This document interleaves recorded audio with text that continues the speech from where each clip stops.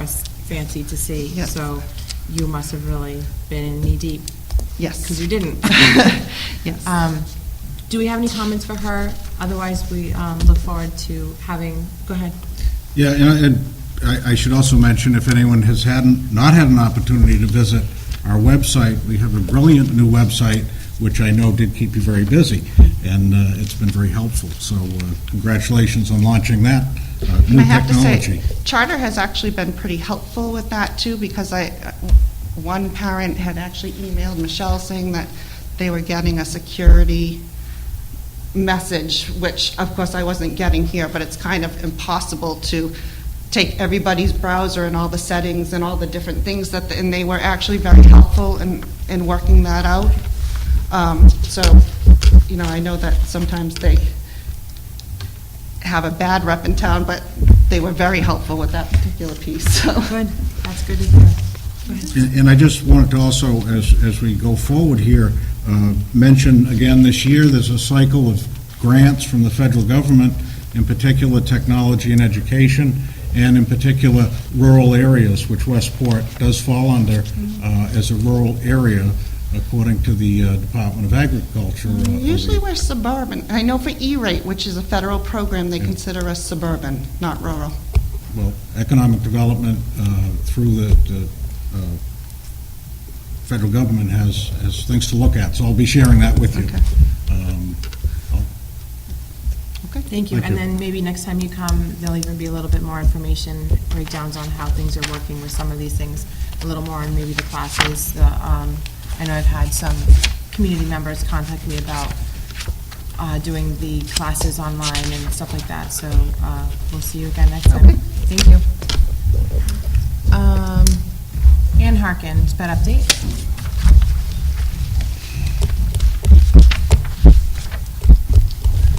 I feel like we're rolling right along here tonight. Boy. Keep rolling. I am watching too, because I know we've got transportation, so I want to make sure we have time for everything. Okay, in your packet, you have a short PowerPoint, or what would have been a PowerPoint, or would be if we projected it. And it's starting with this year, it gives us the successes from 2012. We finished our CPR and the survey that went attached to that. It will include the extended year program, out-of-district placement, slot purchase program, which we discussed last year, new classes in programming, and circuit breaker. For the successes for 2012, we culminated our 3 years of the coordinated program review, and I really have to say that all of the staff in the district were supportive of that, included not just the involvement of special education staff, but we really needed the support of the principals and the regular education teachers as well. We've done well on that, and there'll be a separate slide for that. We developed high-quality, competitive in-district programs. We had over $500,000 in savings over the past 2 years in out-of-district costs. We have physical therapy in district. Last year we developed a behavior team. We provided our own crisis prevention intervention trainers within the district. The high school completed its daily living skills lab. In the high school, in-district and community, we had in-district and community vocational placements for the students. It was a very small group, but we were able to do something. The high school had an evolution, really, of the special education class, the focus room, insofar as many more of those students are integrated. We're finding the kids are much more successful if they're able to be exposed to the general education curriculum, and so we've been providing that with some staff support, and the students have been very successful. And we prevented 3 students from going out of district, saved over $250,000 for this year, fiscal year. The coordinated program review included special education and civil rights, and the areas cited were the out-of-district contract language. In the contract, which is a state contract, there's an anti-discrimination clause, and that had just been something that we omitted putting some of the language in there, so we corrected that. That's done. The location of the high school special education program, which had been off the cafeteria, we've moved down into the main corridor on the first floor, so that citation has been corrected. The school-based capacity to authorize resources, which is the IEP team chairs, using credential special education staff, is something that is still needs to be addressed. And a written notice to dropouts from the high school was something that hadn't been done consistently, and now that also has been corrected. So of the 4 areas cited within the 2 reviews, only 1 is still outstanding. There was a parent survey as part of the review, and parents did report concerns with transitions at all levels, and that was between grades, between levels, and then post-secondary, in regular and special education. And I think part of the issue there had been some misunderstanding, perhaps of the questions of what transition really meant. When we have our IEP meetings, students from age 14 and older are invited to meetings. We have required transition plans that are part of the IEP, but I think we need to communicate better to parents that we're talking about transition when we complete those documents, and we're discussing what post-secondary opportunities children have. And then between grades, it's always stressful for parents when the kids go from the elementary school to the middle school. So, and we do have a lot of meetings, and we have programs where the elementary school kids go visit the middle school, the MAC kids come visit the elementary school. So I think part of it is just, getting it out there a little bit more in terms of informing people. The extended school year summer program, we had 3 classrooms, a pre-K classroom, elementary classroom, and a secondary classroom, which was a combined middle school and high school program. 21 students attended the programs. 6 students were services only, which means they just came in for speech or OT. But I wanted you to understand the cost of the program, because it's quite a bit. The total extended school year for this small number of students is about $40,000. So just for your information. And the kids do have fun. It's really much more relaxed time. So it's a fun program for the kids. This was this past summer. This was this past summer. Out-of-district placements. In 2012, we had 14 out-of-district students. As we begin this year, we have 10. And the changes, it's complicated because some kids are always coming and going, and there's a little bit of duplication here. But 2 students moved and 1 graduated. So that's straightforward. 2 students have returned to the district. 1 student moved into the district and is currently, 1 student moved into the district and he's attending an out-of-district program. But we are working on bringing that student back to the district, as well as another student who is out of district. So that hopefully there'll be 2 students this year that we bring back to the district. And 2 students replaced by the Department of Children and Families, which may be assigned to Westport. So what happens is, if students are residents of the district and DCF places them residentially for non-educational reasons, the district has to pay for the cost of the education. So if they're placed residentially, we either have to pay half the cost of the residential program, about if that program is designated a day program cost component, we pay for that. And we have no choice about that, and we have to pay just what it is. And just explain that so we're clear and people understand. If the state places a child in the care of a family who lives in Westport. Well, this particularly has to do, because this has to do with out-of-district in residential programs. So which might be... Kids never even come here. They never even come here. We They've never stepped foot in Westport. That could happen. They just get assigned to a family here. They get in it, yeah, Westport. that's That's what he meant. that's what I meant. That's what I meant.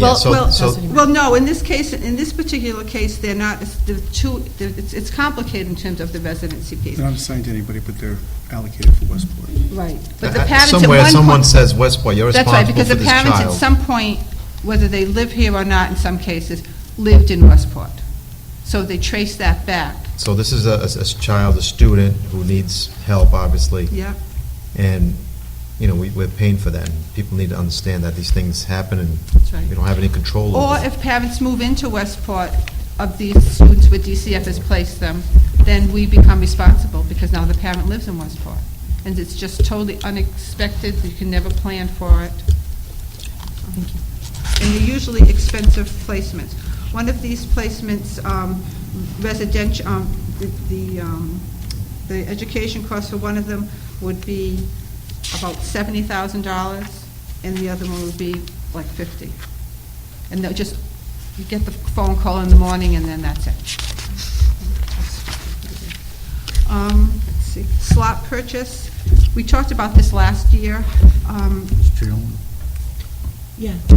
if we're taking questions Well, as we're I was going. gonna wait, but if you Well, want let's to, go right from Tony, you got a question? if he didn't really get a question, he asked her for clarification, but, Eric, you had a question, so why don't you address yours? Mine's not really a question, it's just, if we could just change the way we're portraying this, please.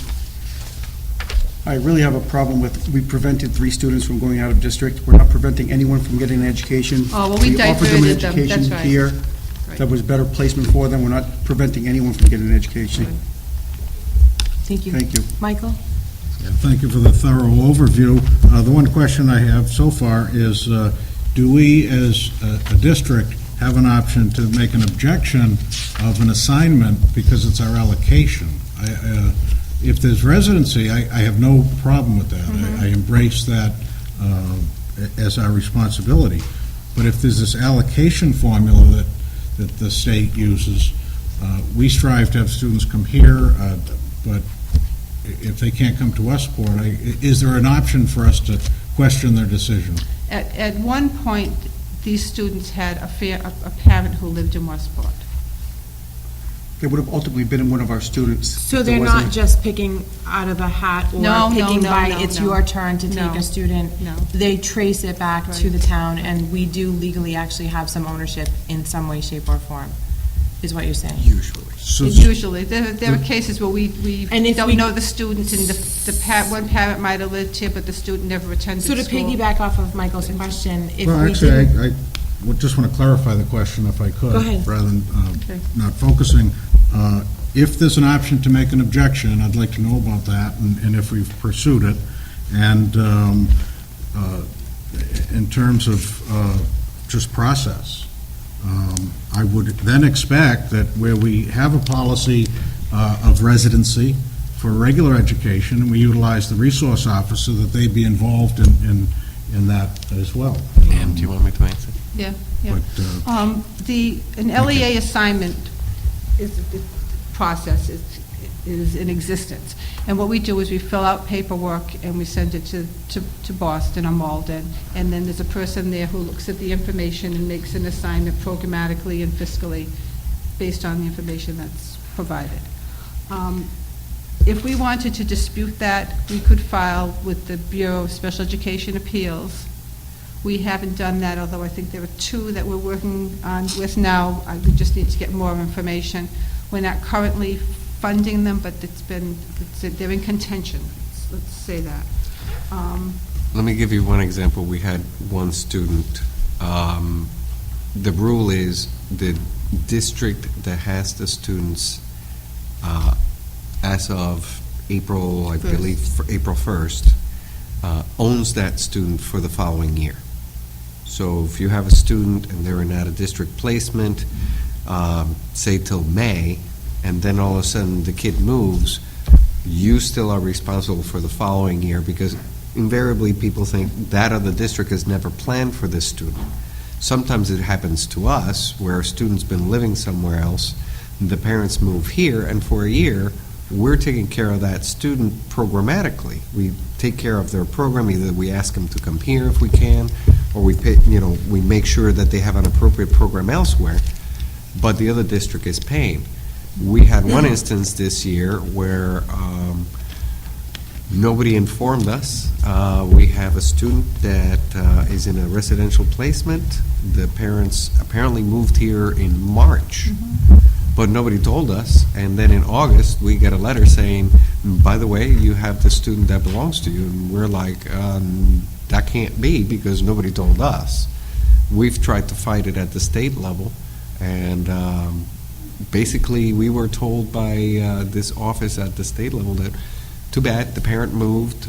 There's records that the parent moved, and even if they didn't tell you, it's too bad.